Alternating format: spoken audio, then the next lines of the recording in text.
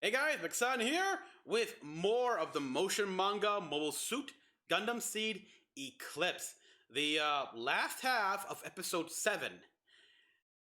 So, last episode, we saw pretty much a general story, a general summary of the life of the Jin Gladiator here, which made its first appearance. I still believe its origin is that it's a customized ground. Boy, sorry. I don't know what the hell's wrong with me. Come on, I had this in my head. I had this already. Come on, I had this already here and everything. Now I'm just trying to put it to words here. It's a close combat customized version of a ground type high maneuver Jin. That's a lot. Oh boy, yeah, I would very much like to see in what engagements, campaigns, and battles that thing took place in through the first Bloody Valentine War. Because yeah, they said it's been through the mid and end period of the war.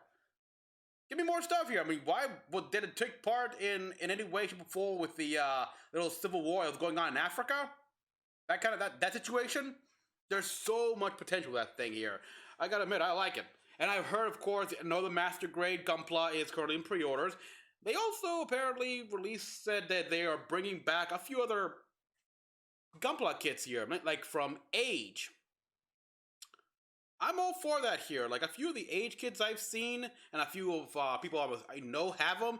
They're like, all right, they're good here. They're pretty good, and we need more. I mean, the Vegan suits here were one of the first suits I see of the enemy here, the mass productions, and I want one. I want a Master Grade, the Gaffran, give me Dorado, those kind of things. I would very much like a Master Grade of the Legolas, and I can easily imagine the Legolas R being a P Bandai exclusive. It ain't that hard. But enough about that here. Let's see how this battle goes here, because Hori is in a handicap right now. By all rights, the Eclipse should easily tops the Jin Gladiator, but bad hand, can't transform, and a good enough pilot could make up for a mobile suit's drawbacks. Oops, sorry about that. You fool! This girl already put Hori on the defensive, on the defense.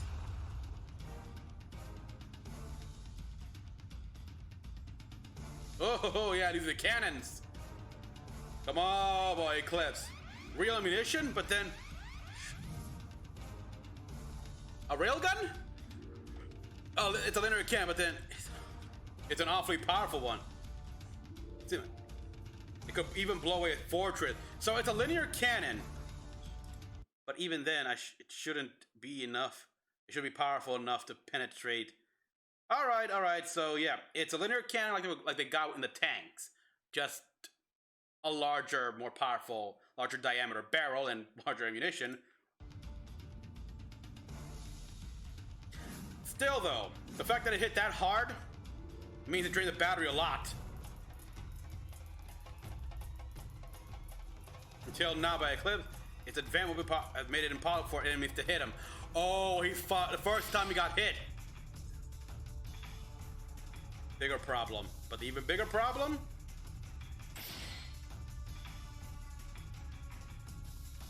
You've never killed anyone, have you? Nope. Now blast gonna be absorbed. A version. What? Oh boy. Yeah, this guy's never killed anyone. Tension that comes with fear of death.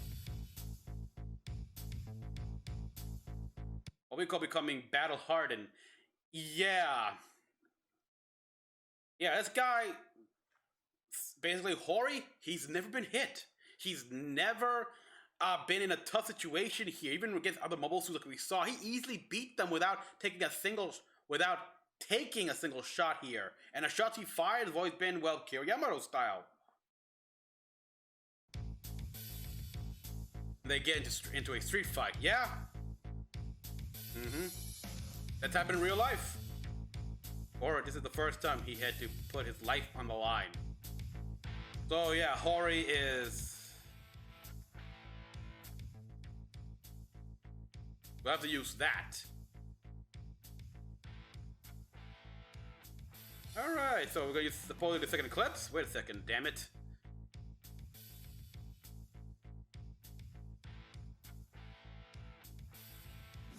Yeah, look, okay, let's see. Oh, we recovered.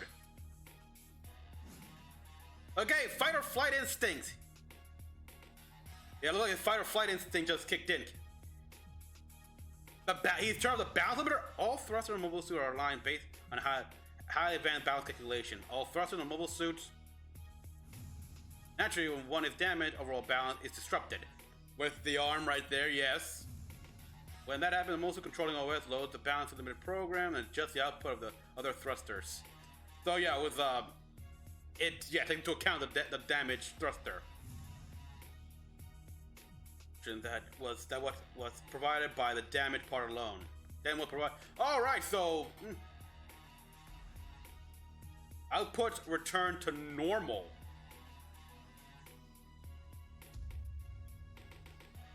To tame a drunken wild horse. To make that kind of decision? Apparently so. And a drunken wild horse is unpredictable. Zero pilot, no training as a soldier. Yeah, and that's common for Gundam pilots. He's ready to engage in a life or death struggle.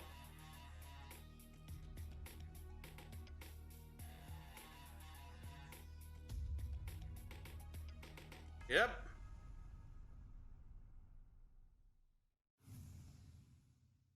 Okay, we got a bit more on the mechanics of mobile suits there. I like that here. What we see where well, a lot of suits are equipped with thrusters and the thrusters around the bodies. We know this for a fact here. And we see that, yeah, even all the way back in OG UC Gundam here. Sometimes when you see a Zaku, like, makes an entire 180 turn here. Yeah, even though they got the on-box system, they do sometimes have to rely on gas or just quick little bursts of thrusts to properly for these micro motions and such, especially to stop themselves, because even the Ambach is not 100% accurate, so it needs assistance. The Ambach just makes it so you don't have to be so entirely reliant on thrust and propellant to realign yourself, and thus save a lot of propellant. So yeah, and the fact that even on ground as well here, these thrusters are important for balancing and stuff, the OS, that makes sense. But when you have a mobile suit that loses those thrusters here, like the Eclipse here, whose arm is not at all working, so it's got nothing, no thruster, so its balance off, its balance is disrupted. The OS can actually automatically adjust. Loads with a preloaded program for these situations. That makes sense here.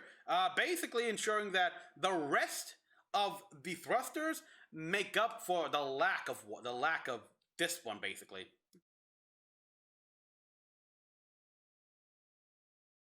Yep.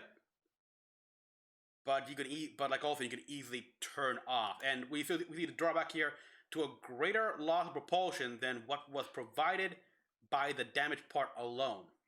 So basically, using that balance program puts even more of a handicap on the suit. It's like you're better off not having the program alone and just relying. And so when he turned off that balancing program and now he's relying on what he's got, it's like he's got better control. He's got a little bit better control. Not the same as if the Eclipse was fully repaired, but better than what he had right now. Just a few seconds ago. Outputs return to normal. So he is literally piloting the Eclipse without a program to help keep him balanced and holding him back.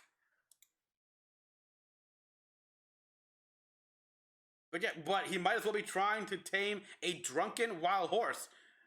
Which is, yeah, it's a double-edged sword here because it's hard to control, but at the same time, you can't predict you can't predict what drunken wild horse will do that well.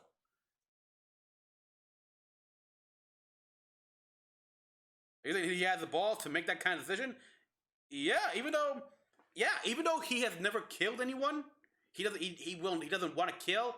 It doesn't mean he doesn't have the conviction to win, to defeat the enemy. He just won't go for the kill.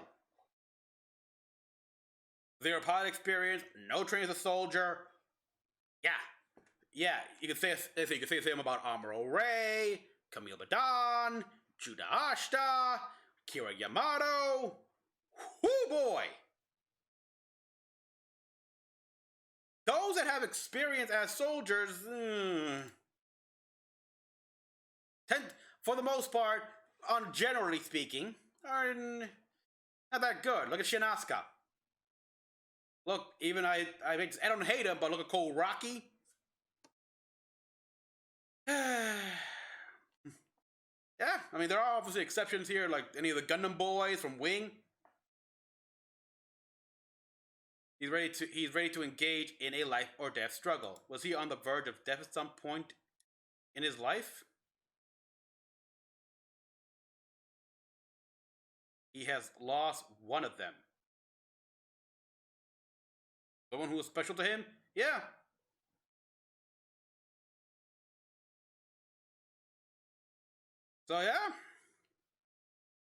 So yeah, like I like that here. Like Hori was pushed back, he was scared, then his fight or flight instincts took in and he stuck to fighting, and so he made a snap decision to turn off the limiter, and so he can regain some mobility and gain an edge. Even though, yeah, this thing, it showed its punch here. Like it's got those linear cannons. These basically the same railgun technology. That's what linear cannons are. Another form of magnetic accelerator cannons. Like think the Max from Halo, the mass accelerator cannons from the various Mass Effect games, and all the guns. It's basically a form of railgun. It's a form of railgun. That's what they are. A lot bigger bore, bigger shell. Still not enough to penetrate phase shift armor, but I gotta wonder, each hit he's being hit here, that has more punch, and it will have to drain a lot more of the battery. So I'm worried here. It's like, let me see the dashboard here. How much of energy are those shots taking with every hit? And he's being hit like twice at least. Like, well, dual cannons, each one landing a shot here. He lost a lot of power, no doubt.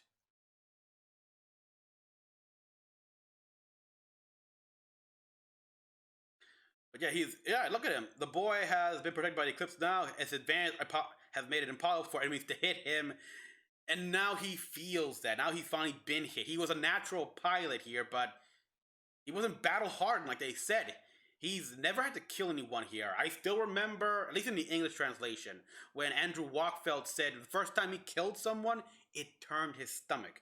Common reaction, and eventually they get used to it. And which they do. That's what happens. That's what happens. This kid, he clearly was inspired by what Kira Yamato did. Who knows?